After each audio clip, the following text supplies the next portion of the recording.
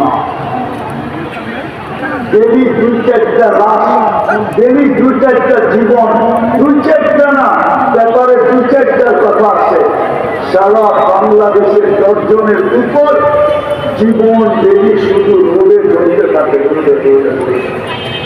অ্যাক্সিডেন্টে চলতে থাকে।